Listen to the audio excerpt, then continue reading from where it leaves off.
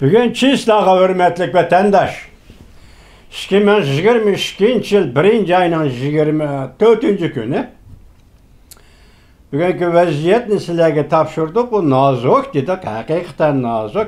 Çünkü biz sizlerge sözlep geldik, doğru betleri çıkıvatkan andı sandı ve yaki umumlaşkan, keyfiyatlaşkan vakalar nemi dedi. Mesela çünkü Kompartiyası olimpikni ötküzüp bolup da Tayvan hücum kılışı mümkün.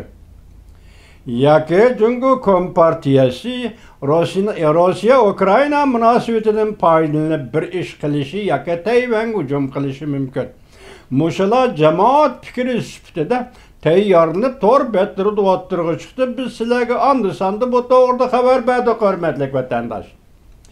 Bugün endi Bilimborg agentliği başladık. New York şehirde agentlik ornu.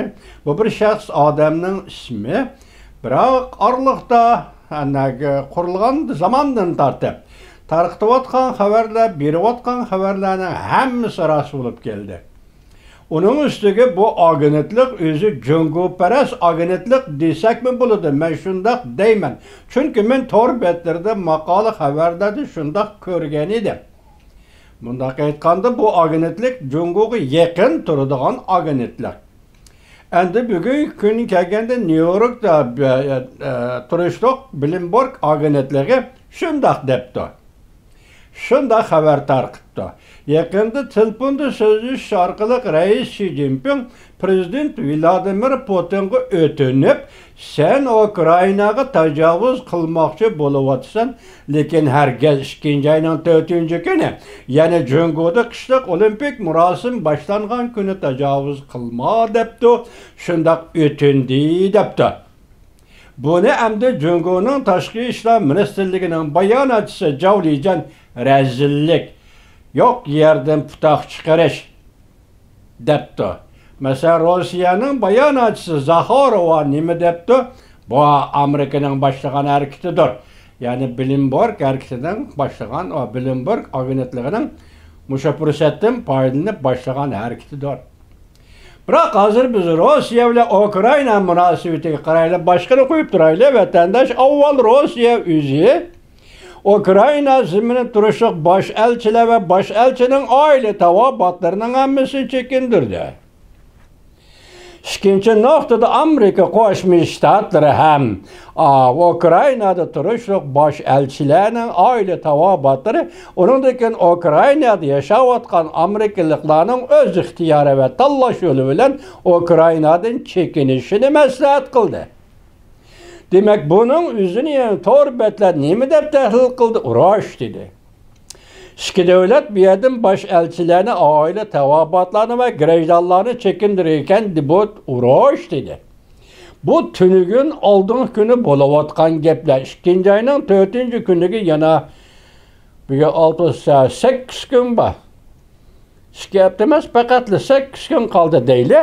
8 gün içinde şu aralıkta Beijing'de olimpik murasimi günü başlandı mı 8 gün içinde cahanda nime özgürlüş oludu, kandak özgürlüş oludu. Mesela Ukrayna Rusya münasebeti nime özgürlüş oludu. Tayvan Cumhuriyeti münasebeti nime özgürlüş oldu. Kızak işler. Haber noktayı nazarda siz kızakıdığın, biz kızakıdığın işler. Yakında Tayvan'ınki el kılgıç peytle Tor bitide Li Efendi nime dedi, yana bir katım şundak dedi. Ben bir yazıman deyip hatırlayamaptım, ben Li Efendi'me bir obzorça mındaq dedi. Amerika Qo'shma Shtatlari hozir 3 tane ava matkini Jungoning chegarasiga qapirib qo'ydi. Biz tunigan degan edik 5 tane degan. Demak, buning ichida 3 tane ava matka Jungoning chegarasiga qapirib qo'yildi dedi. Deydiki bu 3 tane ava matka agar harakat qilib urushga kiradigan bo'lsa, agar urushga qatnashadigan bo'lsa, bir davlatni yo'q qilib yetadi. Deb bulapla nima dedi bu Tayvanlik obzorchi? 3 tane ava matka Jungoning chegarasiga yaqinlab keldi. Rais Xi Jinpingning zuvoni tutilib qoldi. Cüret qilib bir eg'iz gap qilolmadi dedi. Endi bu bir obrazda o'xshatish deyli. Endi bir davlat rahbari u darajada bo'lmasin, biroq bu o'xshatishning ichida nacha cho'nqir simvollik ma'no bor vatanda. qo'yib turaylik. Tayvan turib tursin, endi Ukrainaga kelaylik. Rossiya o'zi, Federatsiya va Amerika Qo'shma Shtatlar ikki davlat bosh elchilarini chekindirdi. Demak, bu yerda urush bo'ladi degan so'z to'rt tarqalishga boshladi. Dal mushundaq vaqtda Bloomberg yuqorida xabar bergan bo'lsa, masalan, nima xabar? Boshlanlab bo'ldinglar. Olimpik murosimi boshlangan kuni Rossiya siz Ukrainaga tajovuz qilmang deb o'tindi. Reis Xi Jinping Prezident Vladimir Putinni o'tindi. Men buni rost xabar deb aytaman. Buning ikki asosim bor vatandoshim. Bir vaziyatning izchilligi va realligi. İkincisi Bloomberg agentligining azizli Jungo parast degandimi, Jungoga yaqin turdigan yoki Jungoga hissdoshlik qildigan agentlik, men shuning ishonamanki, bu agentlik hargiz yolg'on so'z demaydi. Chunki hozirgi vaziyatda Reis Xi Jinpingning Prezident Vladimir Putindan o'tinganligi yoki biz murosimni, qishliq murosimni boshlaganda sen shu kunni tanlab o'tirib Ukrainaga tajovuz qilmay, Ukrainaga kirma. U vaqtida agar Vladimir Putin prezident mushu kunni tanlab yoki Jungo olimpik murosimini dag'dug'liq boshlagan kunni tanlab vaqtida Ukrainaga tajovuz qiladigan bo'lsa, hurmatli vatandoshim, bu taxabir reallikqa aylanmagan, rüyapga chiqqani reallik emas. Bu to'g'rida hozir aldirab bir narsa deyilmaymiz. Faraz va qiyos qilishimiz mumkin. Agar o reallikqa uyg'un kelmasa, sizlarni zeriktirib qo'ygan, ranjitib qo'ygan bo'lamiz. Vaqtida kelganda so'zlaylik, vaqti kelganda agar Reis Xi Jinping shundoq o'tingan bo'lsa, men murosimni boshlayman, sen shu kun Ukraina tajovuz qiladigan ishni hargiz qilma. Agar shundoq ish yuz beradigan bo'lsa, masalan 2-oyning 4-kuni Reis Xi Jinping Jungo qishliq olimpik murosimida nutq so'zlayotganda Rossiya Federatsiyasining askariy qismlari Ukrainaga kiradigan bo'lsa, bu zaman o'xshaydi zaman bo'ladi vatandosh. Çünkü Rusya münasebeti okşidi bu zaman buludu vatandaş. Amerika Qo'shma Shtatlar razıyarı Baltık boyidagi devletler arkalı Ukraynaga harbiy qurol yaraq evatdi. O'zining va'dasi bo'yicha biz qo'llaymiz dedi evatdi. Qurol yaraq yetib bordi dedi bugun xabarda. Buni qo'yib turaylik, Amerika Rossiya munosabati turib tursin. Mushunda qil tavrinib turgan paytda Rossiya Federatsiyasining prezidenti Vladimir Putin Ukrainaga kirib keladigan bo'lsa, shu kuni balki Jungoda murosim, qishliq olimpik murosim o'tkaziladigan bo'lsa, o'xshidi bo'ldi zaman vatandoshim. Bu zaman o'xshidi. Rossiya Jungo munosabati ham o'xshidi. Andan ki vaziyatga ulab o'zimizning Uyg'urning vaziyati boshlandik. 20-kuni Fransiya parlamentidagi Uyg'ur masalasi, yana so'yqirm masalasi. Undan birinchi Amerika davlat majlisidagi 2 nafar avam palata va kengash palata a'zolarining Barchilat xonimga kishilik huquq komiteti Uyg'urlar to'g'risida doklati e'lon qilsin deb yozganligi.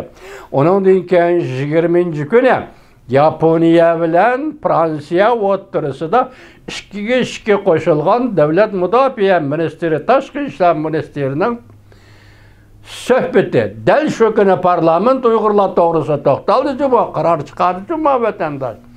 21-kuni Aqsaroyda, ya'ni Yaponiya vaziri Antya Vinshin bilan Amerika Qo'shma Shtatlarining prezidenti Joe Biden o'tirdi. Hong Kongda kishilik huquq, Uyg'uristonda kishilik huquq masalasi eg'izga olganligi. Mushu orliqda tunigillardan hozir 2 parcha maqola. Adrian Zennisni ziyorat qilish. Adrian Zennis bilasizmi? Adrian Zennis Uyg'urlar uchun material to'plab, materialni e'lon qilayotgan büyük bir arbobqa. İlahi elçi desi bo'ladi bundoq odam mazlum millatlar uchun mushunda xizmat qilayotgan bu odamni ilohiy elchi desangiz. Adrian Zennisning 2 parcha maqolasi yoki 2 qismga bo'lingan maqolasi Amerika ovozi e'lon qilinib bo'ldi.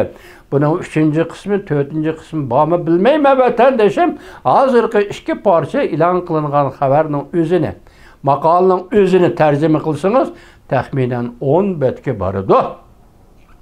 Muşu vədini bəməsligim gerek idi, küçüm yetmemdi bilmeymen.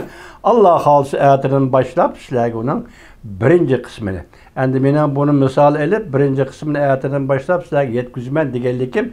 Ben başlı siyaset karakterlik vəziyyətini Uygur doğrusu ki koyup geldim vatandaşım. Şimdi ama Fransa parlamenti, Birleşken Devletler Teşkilatı'nın Kişilik Hukuk Komiteti, Amerika Kongresi Devlet Meclisi'nin azaları yazgan o çıkat. Onandaki Fransa parlamentinde bulduk anda Prezident Joe Biden intervention Japonya'nın veziri. Söhbeti de ilan kılınan Uygur Hong Kong meselesi muşularını siyaset karakterlik işladisi onun kayniden del ulaplı ülgürüp gelgini Adrian Zendizli muhbirini ziyaret kılışı.